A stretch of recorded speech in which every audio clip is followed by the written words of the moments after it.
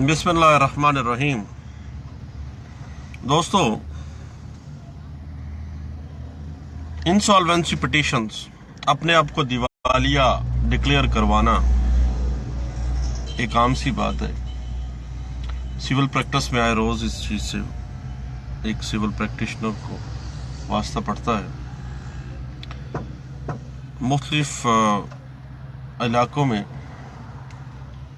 Businessman हजरात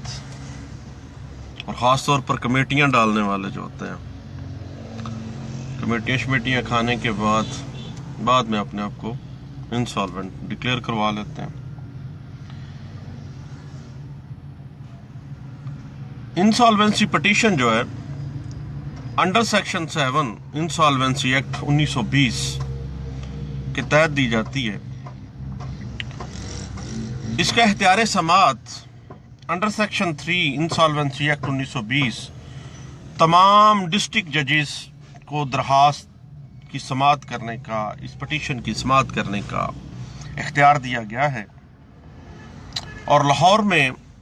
high court ने बजरिया notification civil जजेस दर्जा अव्वल जो हैं और समाल काजीज कोर्ट्स जो हैं उनके जजेस को इन पिटीशंस की समात का इख्तियार भी दिया है। उसमें इंसॉल्वेंसी पिटीशन जो है किसी भी फर्द या किसी फर्म के जरिए या उसके खिलाफ दी जा सकती है। लेकिन एक बात याद रखिएगा कि इंसॉल्वेंसी पिटीशन कभी भी किसी एसोसिएशन, कारपोरेशन या कंपनी जो कि कंपनी रजिस्ट्रेशन एक्ट के तहत रजिस्टर्ड है उसके खिलाफ या उसके जरिए नहीं हो सकती। वो ऑलरेडी एक एसोसिएशन है, ऑलरेडी एक लिमिटेड कंपनी है, ऑलरेडी एक कारपोरेशन है जो कि कंपनी रजिस्ट्रेशन ऑर्डिनेंस या एक्ट के तहत वो रजिस्टर्ड है। इंसॉल्वेंसी पिटीशन कोई भी मकरूज या कर्ज ख्वा दोनों में से कोई भी दे सकता, पेश कर सकता। सेक्शन 7 इंसॉल्वेंसी एक्ट 1920 के तहत जो इंसॉल्वेंसी पिटीशन है वो बशक्ल फॉर्म जो शेड्यूल में दिया गया है उस पर तहरीर की जाएगी।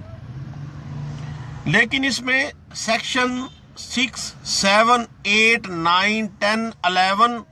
12 और 13 तक, यानी 6 से लेके 13 तक की जो सेक्शंस हैं जो इंसॉल्वेंसी के पिटीशन के प्रिंसिपल्स को डील करती हैं, इनको मद्देनजर रखते हुए इंसॉल्वेंसी पिटीशन को प्रेस्क्राइब्ड फॉर्म के ऊपर जो इंसॉल्वेंसी एक्ट 1920 के शेड्यूल में दिया गया है उस पे इसको अंदराज किया जाएगा और उसके मुताबिक किया जाएगा।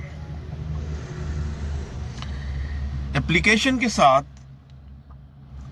शेड्यूल शामिल किया जाएगा अलहदा से, या एप्लीकेशन के अंदर लिखा जाएगा वो कर्ज जो मकरूज ने देना है, मकरूज की गैर मनकूला जायदाद कितनी है और वो कहाँ वाक़या है, और जो कर्जा मकरूज ने लोगों से लेना है, आगे भी तो उसने किसी ना किसी से कुछ ना कुछ तो लेना होगा ना, ये भी उसने उसमें शेड्यूल के अंदर लिखना है, अलहदा से शेड्यूल बना के, या एप्लीकेशन के अंदर लिखना है। और अगर इसके high court rule and orders देखें तो high court rules and order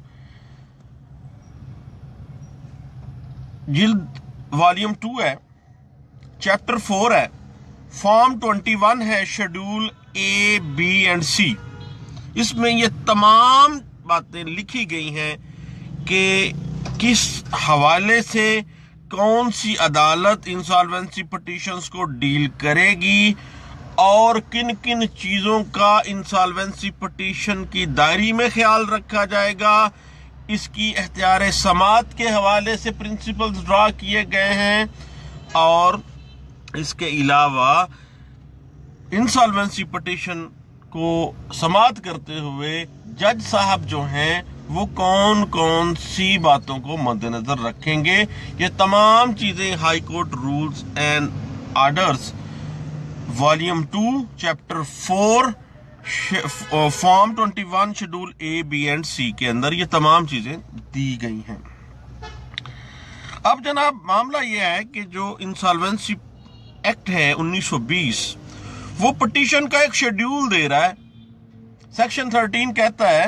कि जब भी insolvency petition under section 7 insolvency act 1920 file की जाएगी, उसमें यह बयान किया जाएगा कि जो बंदा कर्ज ख्वाह है या जजमेंट डेटर है वो अपना कर्जा अदा करने के या अपनी डिग्री को फुलफिल करने के काबिल नहीं रहा है।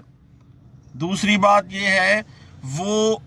प्लेस लिखी जाएगी जहां पर वो रहता है, जहां पर वो कारोबार करता है या जिस जगह पर वो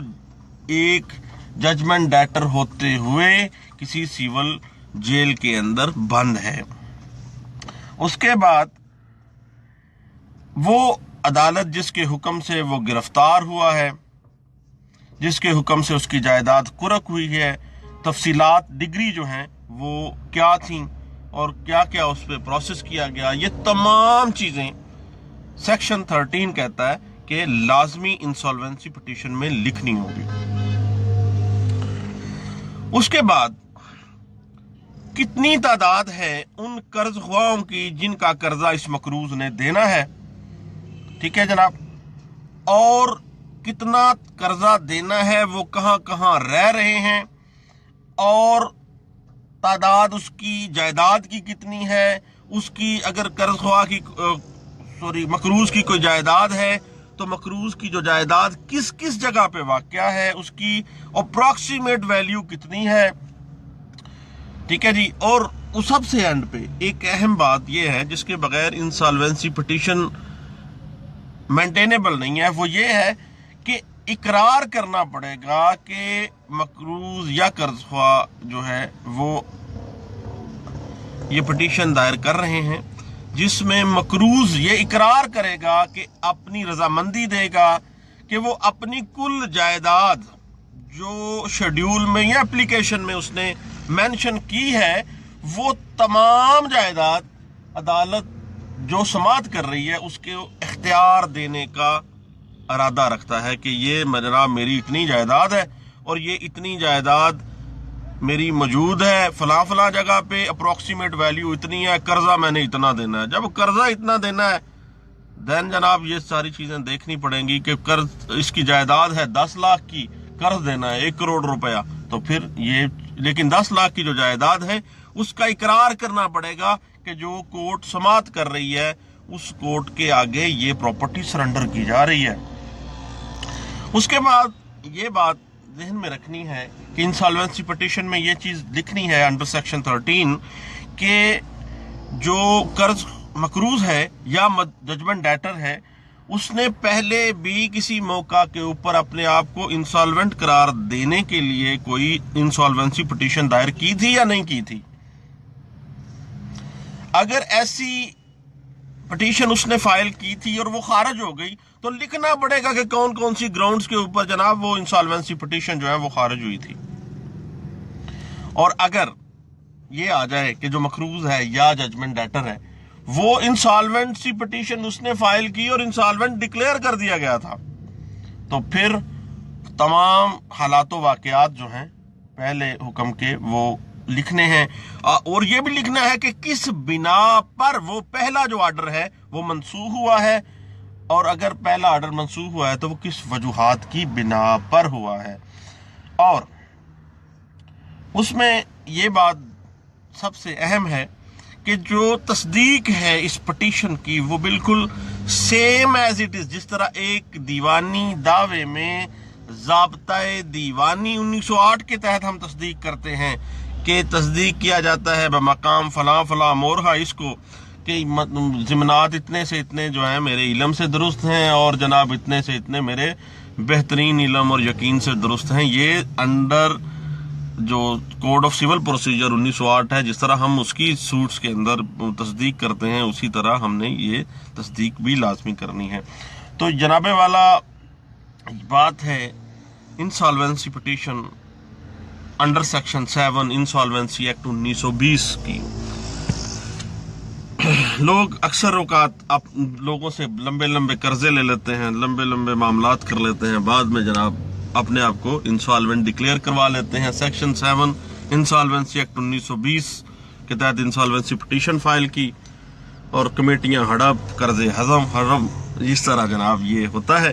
اور چند باتیں تھی جناب یہ انسالوینسی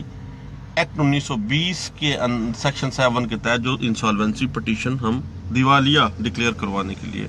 لوگوں کو فائل کرتے ہیں۔ بہت شکریہ جناب، تھینک یو، اللہ حافظ۔